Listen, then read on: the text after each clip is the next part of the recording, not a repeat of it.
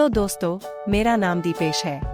मैं एक कंपनी में काम करता था। मेरी पहली शिफ्ट थी, जिसका मतलब था कि मुझे सुबह 8 बजे ऑफिस जाना पड़ता था और शाम 5 बजे मैं घर लौट रहा था। इसलिए जब मैं घर आया तो मेरे पास शाम को काफी खाली समय था। मैं अपना खुद का व्यवसाय शुरू करना चाहता था। मैंने अपने दोस्तों से इस बारे में बात की। उन्होंने मुझे अलग अलग व्यवसाय शुरू करने की सलाह दी। कुछ दोस्तों ने बिरयानी का बिजनेस शुरू करने का सुझाव दिया। अलग अलग मित्रों ने मुझे अलग अलग सुझाव दिए, लेकिन उनमें से एक दोस्त मुझसे मिला। उन्होंने कहा कि क्या तुम सच में कुछ करना चाहते हो? तो इतना भ्रमित मत होना, क्योंकि इनमें से कुछ भी काम को शुरू करने के लिए तुम्हें बहुत सारे पैसों की जरूरत पड़ेगी और तुम्हें शहर में एक अच्छी जगह भी लेनी होगी। बल्कि तुम्हें ये सब छोड़ के पानी पूरी का बिजनेस करना चाहिए। पानी पूरी का बिजनेस आप कहीं भी शुरू कर सकते हैं। उसने मुझसे कहा कि तुम्हें इस व्यवसाय के लिए दुकान की जरूरत नहीं पड़ेगी। इस बिजनेस से आपको बहुत सारा पैसा मिलेगा। उसने कहा कि उनके बगल में एक आदमी था जो दिल्ली से आया था, जो इस बिजनेस से अच्छी खासी कमाई कर लेता है।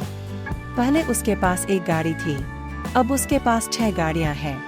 उसने एक आलीशान घर भी खरीदा है। दोस्त ने मुझसे कहा कि पानी पूरी के बिजनेस में अच्छा पैसा है और इसलिए मैंने मन में फैसला किया कि अब पानी पूरी का व्यवसाय शुरू करना है। मैं पानी पूरी के लिए गाड़ी ढूंढ रहा था। तभी मेरे एक दोस्त ने बताया कि उसके दोस्त की गाड़ी है जो खाली पड़ी है। उन्होंने मुझे वह गाड़ी किराए पर लेने की सलाह दी। उनकी मदद से मैंने वह कार किराए पर ले ली। अब मुझे बस इस गाड़ी के लिए जगह ढूंढनी थी। मेरे दोस्त की दुकान बाजार में थी। मैंने उस दुकान के बाहर पानी पूरी का ठेला लगाने का सोचा। पानी पूरी का पानी बनाना सीखने के लिए मेरी मुलाकात एक पानी पूरी वाले से हुई।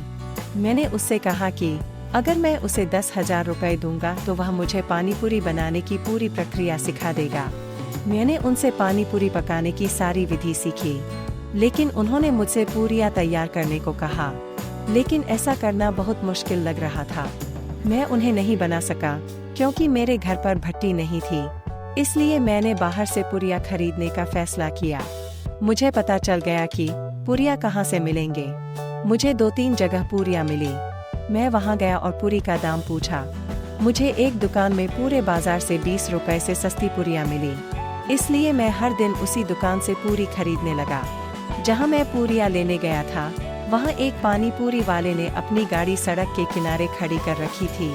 उसका घर उनकी गाड़ी के पास ही था, तो उन्होंने मुझसे पूरियां को लाने के लिए उनके घर जाने को कहा। मैं उसके घर गया और आवाज लगाई।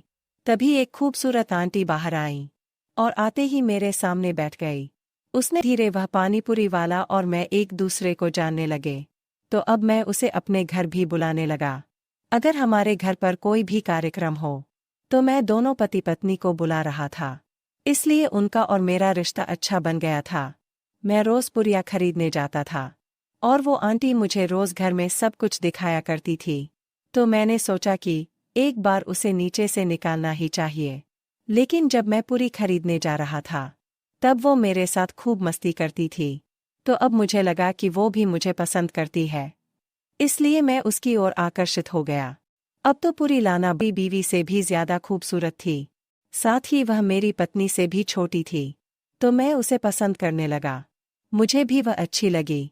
इसका एहसास मुझे अब हुआ, क्योंकि मैं तो उसे रोज ही देख रहा था और एक दिन मैं सामान नहीं ला सका।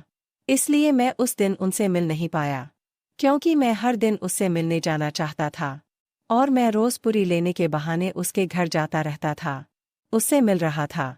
मेरे जाने के बाद वो मुस्कुराकर मेरा स्वागत कर रही थी। तो अब मैं रोज उसके घर आता जाता रहता था। ये काम का नहीं है। वह खूब गुटखा खाता है और रात को शराब पीता है। इसलिए वह रात में कुछ नहीं करता।